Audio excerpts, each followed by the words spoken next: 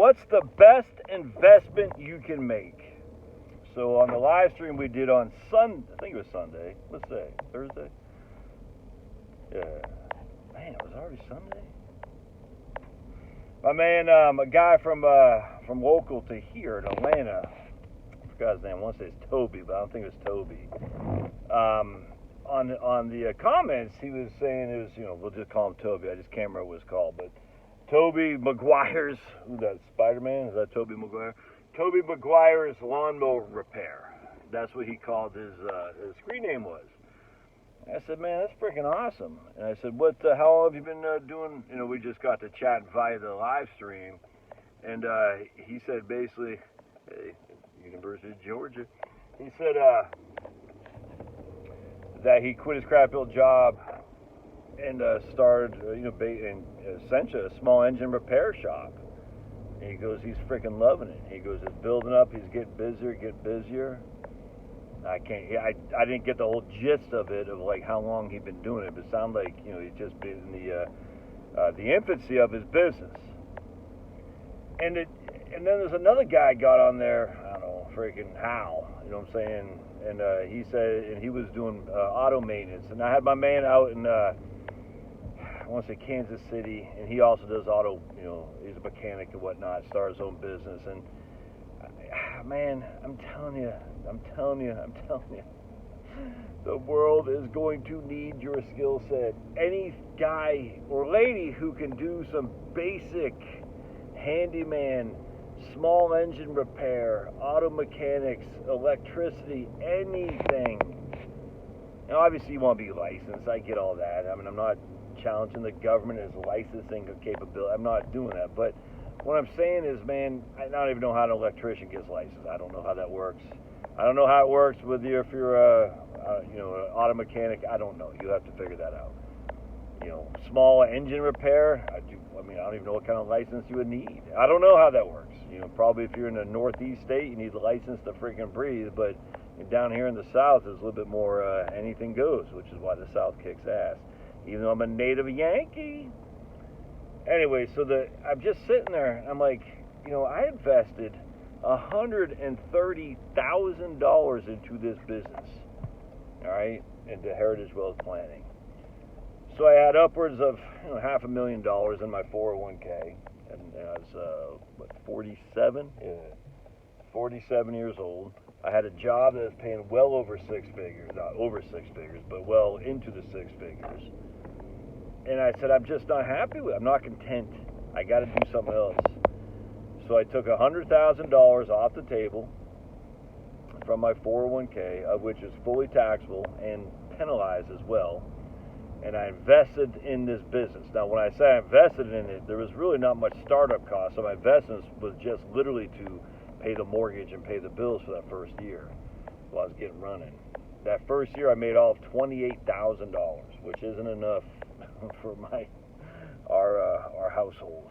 Hell, our mortgage alone was more than that. Is more than that. So it was a risk. Talked to a guy yesterday, my man Danny Do-Gooder, and Dan, he did the same, and it didn't work for him. Worked for me. It seems like Toby, the lawnmower repair guy, it seems like he's starting to build a clientele and get word out there. So it's working, it seems like.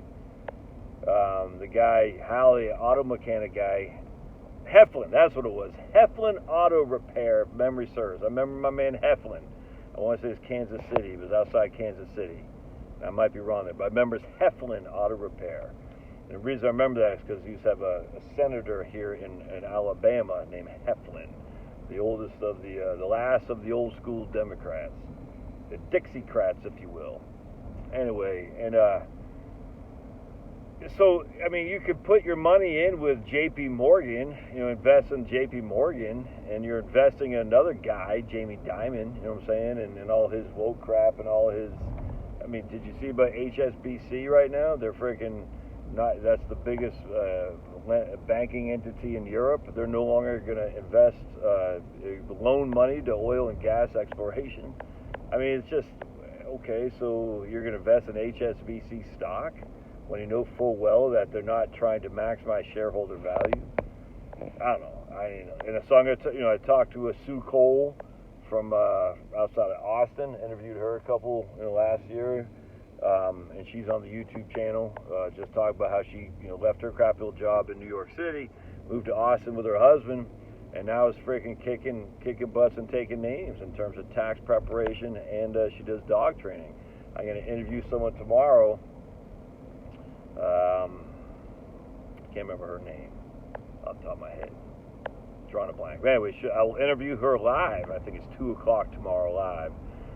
Now, what the hell's her name? Lisa? I don't think that's it. I can't remember. But anyway, she'll be live tomorrow where she quit her job or left her, transition out of her job. And it's not a crap old job. I want to be clear.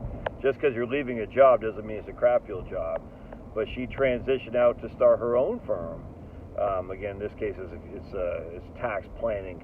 Again, so just because Sue did personal tax preparation, and this lady Lisa, I can't remember, man, off the top of my head, I can't remember her name. Doesn't mean that's the only businesses out there. There's tons of businesses out there, man. You know what I'm saying, that you could do that are absolutely that you can make profits on. I had a guy on my YouTube channel post the other day who goes, man, you can get paid just turning light bulbs for people, old people who don't want to climb a ladder. And I thought about it like that. I said, no kidding, man, for people cleaning out gutters. I went up on the ceiling yesterday, the roof, on this weekend, and clean out my gutters. I said, I don't want to do that, man. It's just as scary because I'd known 3 people whose husbands died from doing this, falling off the roof and killed themselves. And I said, I don't want to be doing that anymore. I don't have a safety line. I just go up there and, I'm pretty fearful, so I'm not being like, hey, look at me, Mom. You know what I'm saying? But I don't want to be doing that crap. I'm too young to be dying that early. The professionals, they got safety lines, they got the mechanism to provide safety, and of course you got to pay for them. But that's anyway. The point being is, a tree guy. When a guy take down trees, sure. Would I take down a tree knowing full well that I'm not going to hit my house? Maybe. Do I want to mess with that? No. So hire a tree guy. You know what I'm saying? Can I change the oil in my car? Yes. Do I want to? No, I just don't want to. So I take it, my man Marcus up here, and he does it for me. In fact, where am I at on this guy? I don't drive that much anymore, so I haven't changed. Yeah, I'm going to need one here about 120 miles or so. Anyway, in my opinion, the best investment you can make is in your own business. Now, as any individual investment is, it's very volatile, it's very risky. So you don't want to have everything in your business, obviously, because if it went south, like the guy I talked to yesterday, Dan the Tree Man, he started a couple businesses, and they both went under. But, he lived to tell the story. Now he's working for another firm. He's making money. He's just working for another firm. And he said, yeah, man, at the end of the day, it didn't work out, but here I am. Now, I don't want to say wiped him out. Pretty close to it, but, he made a go at it, man. You know what I'm saying? And now he knows, hey, I tried, it didn't work, but he's still fine because he's making money. He don't have any debt. You know what I'm saying? It's just like he just put it all into his work. His business did work. And now he's working for the man because look, I travel light and working for the man, as long as the man is good to me, that doesn't bother me. And he's working for a company that's taking care of him. So it's not like if you go to a business and it fails, you can't get another job. But what about retirement? Well, my man Dan the Tree Man is freaking, he's living off Social Security, and the fact that he's got no debt for the next 10 years, he's gonna be a squirrel away a little bit of money. And he travels light. That's the thing. I was like, dude, Dan, you just don't spend enough. I just like it is with most people. They don't spend it anywhere near what they think they do. When you don't have a mortgage, I tell you, as I said 1,000 times a Sunday, it changes everything. And then the fact that this guy, his firm takes care of his health insurance until he's on Medicare. So run the numbers. I said, man, your health insurance is cheap, but once you're on Medicare, it won't be so cheap anymore. Correction. I got just real quick. We're already now. Maybe I'll do another video on this because I did screw up yesterday in my video on a guy posted it. A question about how I got a standard deduction of $27,000. That's kind of snarky. I said the tax code, and then it hit me when I was in the shower. I said, "Oh, that's right, they weren't married." So whoever said that, if you're on this, yeah, my apologies. I was snarky to you. Oh well. What are you gonna do, man? But I was wrong. You're right. But anyway, at the end of the day, it doesn't change the tax scenario on Social Security.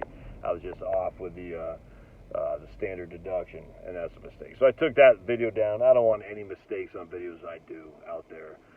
We don't want to permeate the ether. Oh, how dare you say ether? Didn't you know that Einstein said that ether is superfluous? Superfluous, is that how you say it? Yeah, oh yeah, what else did Einstein say? Oh, yeah, a lot of stuff that Einstein said that somehow doesn't get accredited to old Big Al. But Einstein knew everything. Oh, yes, special relativity is proven. And then Einstein said we don't need the ether, so we don't need it.